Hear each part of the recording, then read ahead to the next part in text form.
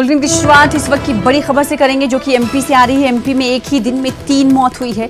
इंदौर के बाद छिंदवाड़ा के एक शख्स की मौत हुई है। एमपी में मरने वालों की तादाद 11 हो चुकी है। एमपी में 163 मुस्बत मामले आए हैं सामने। लोगों को लगातार घरों में रहने की अपील की जा रही है और आंकड़े जैसे जैसे बढ़ रहे हैं वैसे वैसे एहतियाती तदबीर इख्तियार करते हुए मजीद सख्ती भी बढ़ती जा रही है। साथ ही साथ मजहबी रहनुमाओं की बात करें तो उनकी तरफ से ये अपीलें की जा रही हैं कि आप घर पे रहें। हर प्लेटफॉर्म से लगातार अपील की जा रही है कि आप घर में रहें क्योंकि आपके हाथ में ही इस वायरस का, इस मुहलिक मर्ज का इलाज है, इसलिए आप घर पे रहें। तो एमपी में एक ही दिन में 3 मौत हुई है। इंदौर के बाद छिंदवाड़ा के एक शख्स की मौत हुई है। इससे पहले खबर आई थी कि इंदौर के दो लोगों की मौत हुई है इस वायरस से, और अब एक खबर और आ रही है छिंदवाड़ा से कि एक शख्स की मौत हुई है। ऐसे में ये आंकड़ा 3 हो जाता है आज का। एमपी में मरने वालों की तादाद मजमूई तौर पर 11 हो चुकी है। एमपी में 163 मुस्बत मामले भी सामने आए हैं।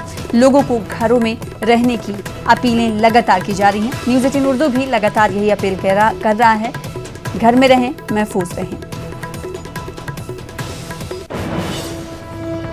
मरकजी वजीर हर्षवर्धन ने आज लोक नायक अस्पताल का दौरा किया। हर्षवर्धन ने अस्पताल में मौजूद कोरोना से मुतालिक इस्तेमाल होने वाले अशिया और आलात का जायजा लिया। हर्षवर्धन ने बताया कि लोक नायक अस्पताल में 2000 बेड का इंतजाम किया गया है। डॉक्टर हर्षवर्धन ने कल राम मनोहर लोहिया सफदरजंग अस्पताल का भी दौरा किया था।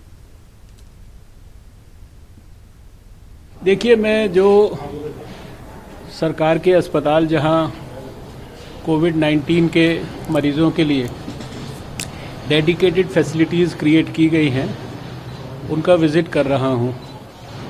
कल मैंने राम मनोहर लोहिया अस्पताल और सफदरजंग अस्पताल का विज़िट किया था।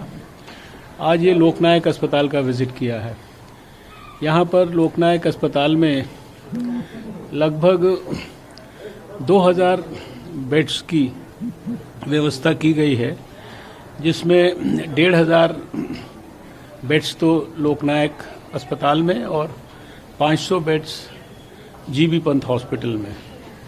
इस समय मैंने देखा कि यहाँ करीब 290 कोविड के पॉजिटिव या सस्पेक्टेड ऐसे कुल मिला के मरीज़ एडमिट हैं, जिसमें से 5 मरीज़ आईसीयू में हैं। वो थोड़ा सा उनको ऑक्सीजन सपोर्ट पर है, वेंटिलेटर इत्यादि पर नहीं है। बाकी सब लोग अलग अलग आइसोलेशन वार्ड्स में हैं, वो सभी स्टेबल हैं। मेडिकल सुपरिटेंडेंट साहब के साथ अस्पताल में जहाँ जहाँ व्यवस्थाएं की गई हैं, अलग अलग ब्लॉक्स में स्पेसिफिकली डेडिकेटेड वार्ड्स बनाए गए हैं। नर्सिंग होम के कमरों को वार्ड्स में परिवर्तित किया गया है। किसी भी प्रकार की शॉर्टेज पूरे देश में नहीं है। मैंने पहले भी कहा है कि मैं हर रोज़ देश के सभी स्वास्थ्य मंत्रियों से बात करता हूं। मेरे डैशबोर्ड पर हर जो चीज़ की आवश्यकता है, उसकी किस स्टेट में कितनी उपलब्धता है, वो सब उपलब्ध है। और इसके साथ साथ आने वाले समय में भी बड़ी मात्रा में जो पीपीईज हैं और N95 मास्क हैं, इसके साथ साथ और वेंटिलेटर्स हैं, इन सबको बड़ी मात्रा में प्रोक्योर करने के लिए जो व्यवस्था है बहुत एडवांस्ड स्टेज में है। कमी ना होने के बावजूद भी अगले सप्ताह में और बड़ी संख्या के अंदर ये जो चीज़ें हैं ये स्टेट्स में पहुंचेंगी। यूपी के बहराइच से आ रही है, जहां पर बहराइच में क्वारंटाइन 17 गैर मुल्की अफराद की रिपोर्ट सामने आई है।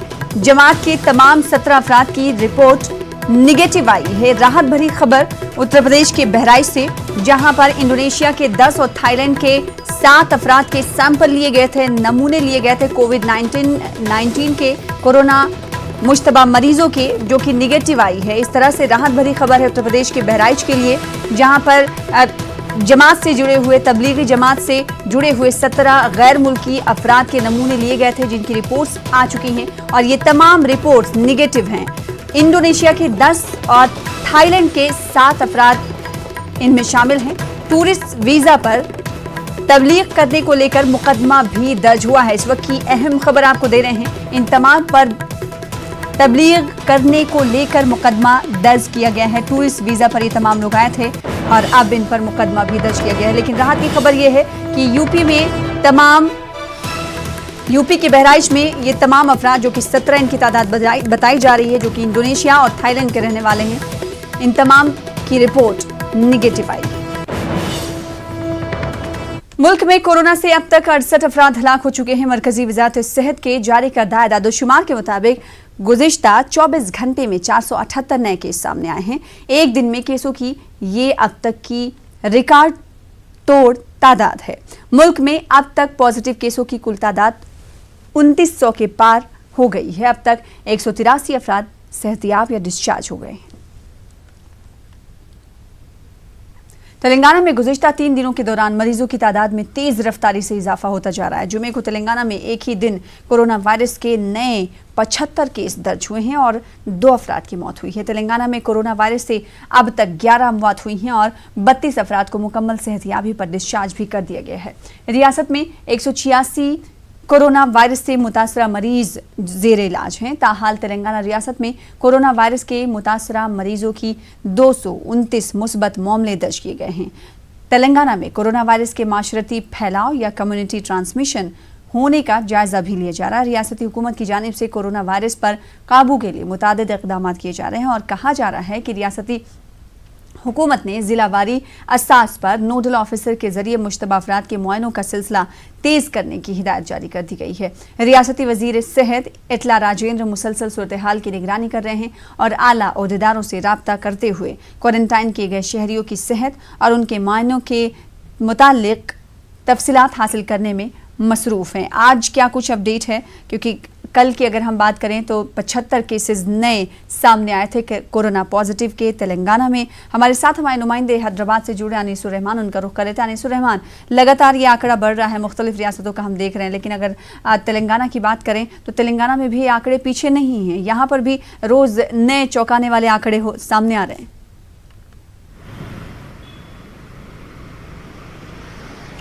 जी सना, ख़ास तौर पर हम कल की बात करें तो कल का दिन तेलंगाना के लिए बहुत ही तशवीशनाक रहा है। एक ही दिन 75 मुस्बित केसेस रिकॉर्ड हुए हैं। बहुत ही तशवीशनाक दिन था कल का। लेकिन एक और जो है खुशी की बात यह है कि तेलंगाना की इंतज़ामिया ने ये ख़बर दी है कि जो नई दिल्ली से मरकज़ के इज्तिमा में शरीक होकर तेलंगाना को जो लोग आए थे, उनमें से तकरीबन सब का अता पता मालूम कर लिया गया है। उनमें जितने भी मुस्बित केसेस हैं उनको अस्पतालों में भर्ती करवा लिया गया है। उनके कॉन्टैक्ट्स में आने वालों के खून के नमूने लिए गए हैं और अगर कोई मुस्बित केस किसी एरिया में है तो उसके अतराफ जो है 1.5 किलोमीटर के अहाते पर उसको जो है बैरिकेड्स वगैरह लगाकर उसको जो है वहाँ पर लोगों को क़यामत रफ्त को महदूद कर दिया गया है। तो इस लिहाज से ये समझा जा रहा है कि शायद 1-2 दिन में इस जो बढ़ती हुई तादाद है मरीज़ों की, उस पर काबू पा लिया जाएगा। आज की जहाँ तक सूरत हाल है, वो अभी कितने मरीज़ मुस्बित साबित हुए हैं उसके आदाद-ओ-शुमार अभी तक ऑफिशियली जो है उसका ऐलान नहीं हुआ है। शायद 1-8 घंटे में उसके ताल्लुक से मालूमात फराहम हो जाएँ। अगर बात इस वसाइल की करें तो क्या कुछ वसाइल की तैयारियों की कमी तो सामने नहीं आ रही, क्योंकि हमने देखा था कि मुख्तलिफ रियासतों में इस ताल्लुक से डॉक्टरों ने भी शिकायत की थी और आज जब हमने मरकज़ी वज़ीर सेहत डॉक्टर हर्षवर्धन को मीडिया से बातचीत करते हुए देखा तो उन्होंने कहा कि मुख्तलिफ रियासतों की वो मदद कर रहे हैं और तमाम सहूलतें दी जा रही हैं, क्योंकि कई खबरें मीडिया में आई थी कि डॉक्टर्स ये कह रहे हैं कि उनकी सेफ्टी केयर नहीं है, इसलिए वो तशवीश में मुब्तला हैं। क्या इस तरह से तेलंगाना में कोई खबरें तो सामने नहीं है? अगर आई तो क्या सरकार का क्या कुछ कहना है?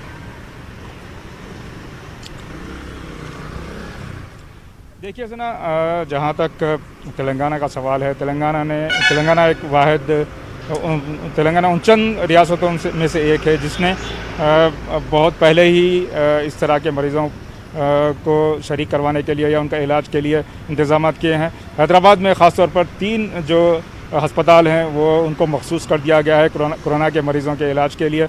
उसमें गांधी हॉस्पिटल है, गवर्नमेंट फीवर हॉस्पिटल है और गवर्नमेंट चेस्ट हॉस्पिटल है। उसके अलावा भी मुख्तलिफ़ इलाक़ों में जो है क्वारंटाइन सेंटर्स क़ायम किए गए हैं और यहाँ पर जहाँ तक सहूलियात का ताल्लुक़ है उस सिलसिले में कोई ज़्यादा शिकायतें नहीं है, लेकिन ख़ास तौर पर परसों रात गांधी हॉस्पिटल में जो वाक़या पेश आया, एक डॉक्टर पर जो है वहाँ पर मरीज़ के रिश्तेदारों ने हमला किया, तो इस वाक़े को लेकर यहाँ पर काफ़ी तशवीश पाई जाती है। काफ़ी मज़म्मत भी है इस वाक़े की। डॉक्टरों की जो सिक्योरिटी है उसको लेकर भी यहाँ पर काफ़ी जो है यहाँ पर जो है मज़म्मत की जा रही है, और ये भी कहा जा रहा है कि उनकी सिक्योरिटी को यकीनी बनाया जाए। जी बिल्कुल, तो डॉक्टरों को अलग तरह खदशात हैं और इन खदशात को लेकर वो रद्दमल का इजहार भी करते हुए देखेंगे, क्योंकि गुज़िश्ता दिनों इस तरह के मामले सामने आए थे। वहीं अगर तेलंगाना हुकूमत की बात करें तो तेलंगाना हुकूमत की तरफ से तमाम तर सहूलियात बहम पहुँचाने की कोशिशें भी की जा रही हैं। साथ ही साथ अगर कर्फ्यू के लॉकडाउन की अगर हम बात करें तो लॉकडाउन का 11वां दिन है। ऐसे में अगर बात हैदराबाद की जाए, क्योंकि हैदराबाद में हमने कई तस्वीरें देखी जहाँ पर लोग पास लिहाज नहीं रख रहे थे इस लॉकडाउन का। ऐसे में आप सड़कों पर निकलते हैं और स्टोरी कवर करने के लिए भी, तो क्या देख पा रहे हैं? क्या लोग अवेयर हो रहे हैं, आप घरों में ही महदूद रहना पसंद कर रहे हैं, या फिर वो अभी भी इस चीज़ का ख्याल नहीं रख रहे हैं?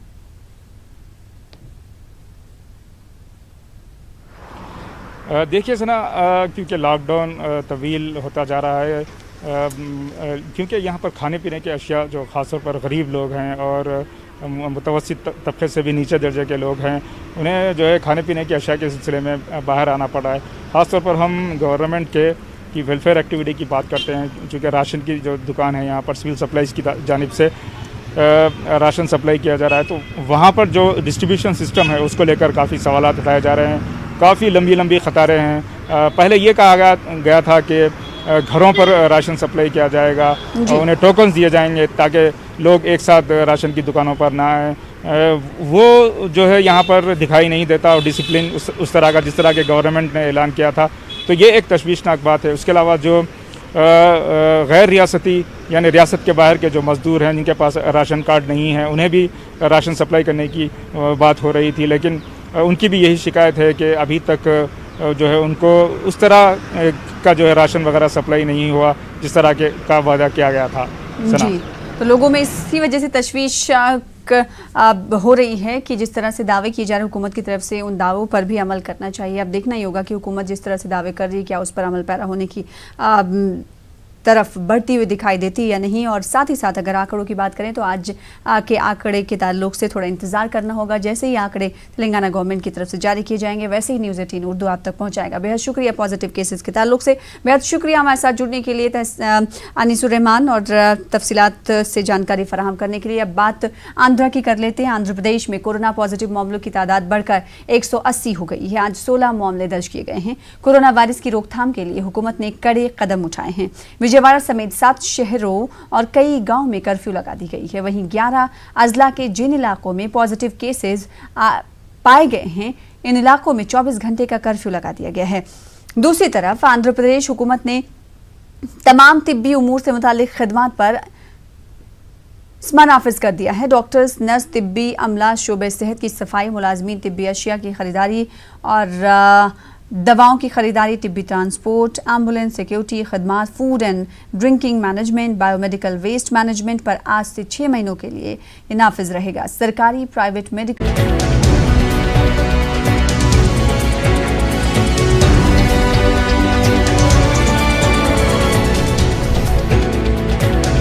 न्यूज हेडलाइंस के प्रायोजक सच्ची सहेली, महिलाओं के लिए सबसे भरोसेमंद औषधि एवं टॉनिक।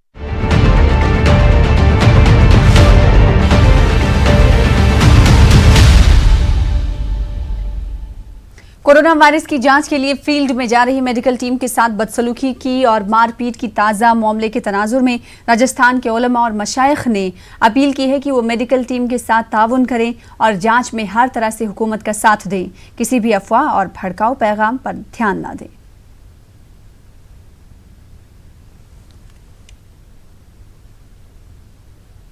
आज पूरा देश, पूरी दुनिया भी, पूरा देश भी जिस बड़े चैलेंज से जूझ रहा है, उसमें हम तमाम लोगों से ये अपील करना चाहेंगे कि इस बीमारी पर काबू पाने के लिए हेल्थ डिपार्टमेंट की तरफ से जो मेडिकल टीमें जा रही हैं महलों में, हमारी आप तमाम लोगों से ये अपील है कि उन टीमों का भरपूर मदद करें, उनका भरपूर सहयोग करें, उसमें किसी तरह शक पैदा ना करें अपने अंदर, झिझकें नहीं।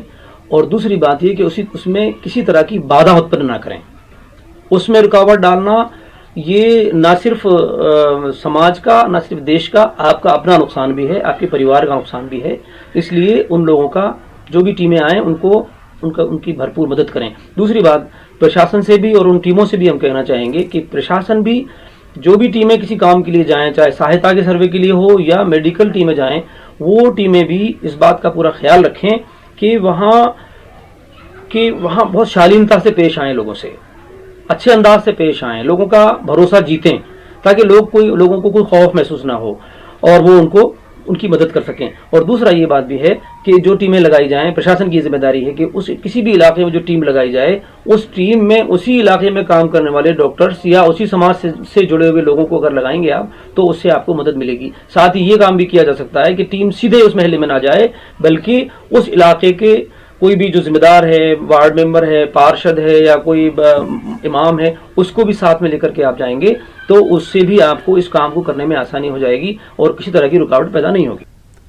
वहीं आलमदीन मुफ्ती खुर्रम ने भी पीएम मोदी के बयान पर अपने रद्द-ए-अमल का इजहार किया है। उन्होंने कहा कि ऐसा करने में कोई मुज़ाहक़ा नहीं है, लेकिन परेशानी को हल करने के बजाय मामले को दूसरी तरफ डाइवर्ट करने वाली बात है। इसमें शामिल होने में कोई हर्ज नहीं है।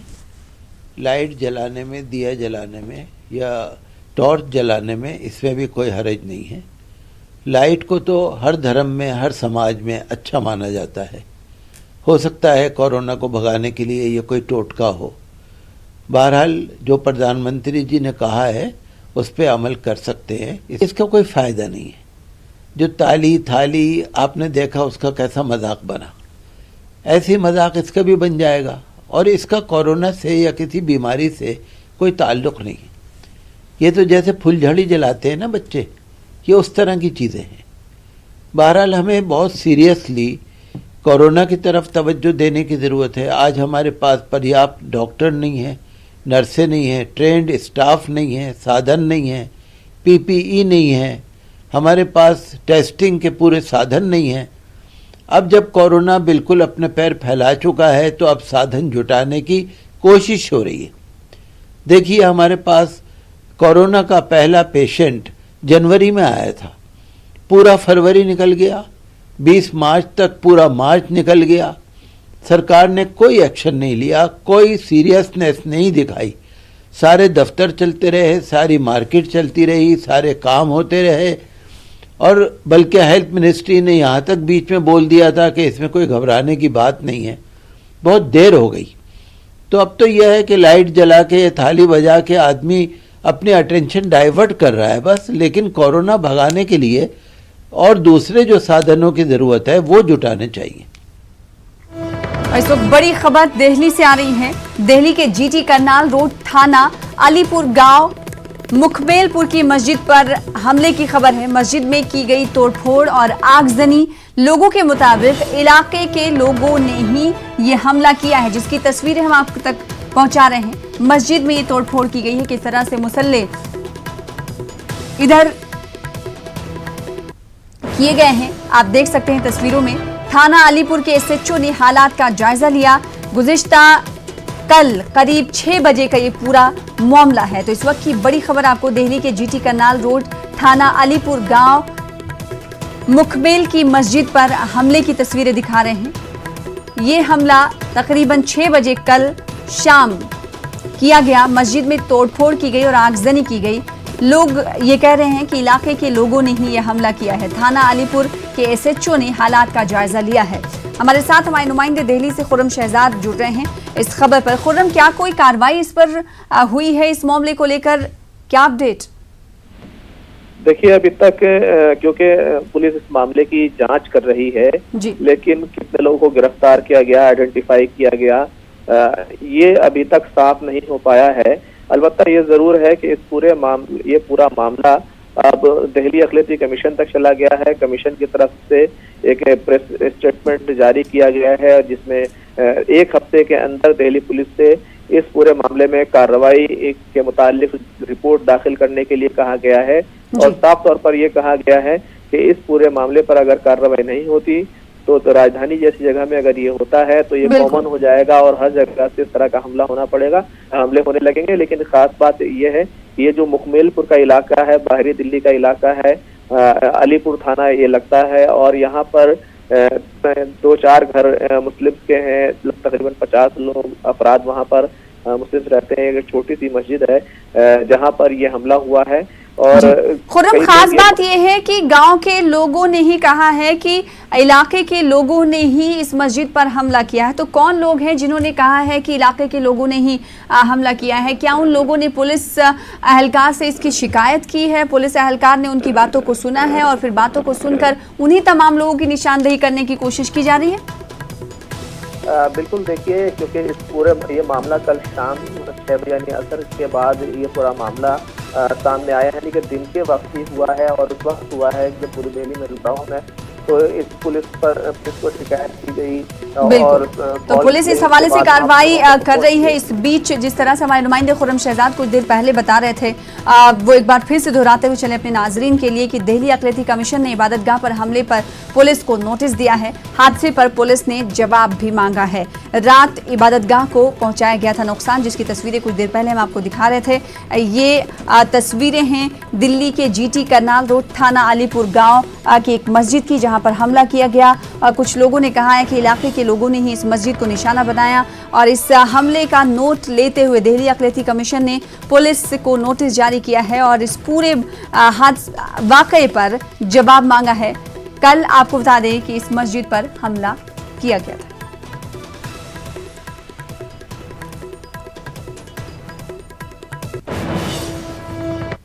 आलमी इदारे सेहत यानी WHO ने कोरोना वायरस के बायस मरने वालों की तदफीन के लिए गाइडलाइंस जारी कर दी हैं। आलमी इदारे सेहत का कहना है कि कोरोना वायरस से मुतासरा अफराद की तदफीन में एहतियात इंतहाई ज़रूरी है। ख़ानदान के अफराद और दोस्त 1 मीटर के फासले से जनाजे को देख सकते हैं, लेकिन लाश को हाथ नहीं लगा सकते, ना ही चूम सकते हैं। जनाजा देखने के बाद भी अपने हाथों को अच्छी तरह से साबुन से धोएं। आलमी इदारे सेहत की जारी की गई हिदायत के मुताबिक इस बात को यकीनी बनाएं कि खानदान के अफराद हर मुमकिन हद तक मैयत से दूर रहें। बच्चे 60 साल की उम्र के अफराद को तदफीन में शिरकत नहीं करनी चाहिए। ऐसे अफराद जिनको सांस, दिल और ज़ियाबतुस की बीमारी है यानी डायबिटिक हैं, या जिनका मुदाफ़ती निज़ाम कमज़ोर है यानी इम्यून सिस्टम कमज़ोर है, उनको भी कफन दफन में शरीक नहीं होना चाहिए। कम से कम तादाद में लोगों को तदफीन में शिरकत करनी चाहिए। ये तमाम बातें WHO कह रहा है और दूर से ही WHO कह रहा है कि देखने वालों को भी कम से कम 1 मीटर का फासला रखना चाहिए। तदफीन बरवक्त मकामी तरीकों के मुताबिक की जानी चाहिए। तदफीन के बाद की तकरीबात वबा के खात्मे तक मुलतवी कर दी जाएं। मैयत को गुस्ल देने वाले शख्स को हाथों में दास्ताने पहनने चाहिए। पानी की छींटों से बचने के लिए तिब्बी मास्क पहनना चाहिए और आंखें भी ढकनी चाहिए। मुर्दे को गुस्ल देने के बाद पहने हुए कपड़न फौरन हटा दें और अच्छी तरह से धो लें। और अगर किसी और शख्स ने कफन दफन के दौरान मदद की है तो दूसरे शख्स को भी तदफीन के बाद अपने हाथों को साबुन और पानी से अच्छी तरह धोना चाहिए।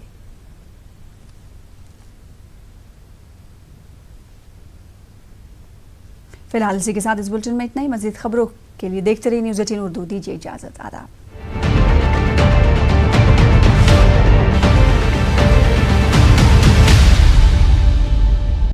न्यूज़ हेडलाइंस के प्रायोजक सच्ची सहेली।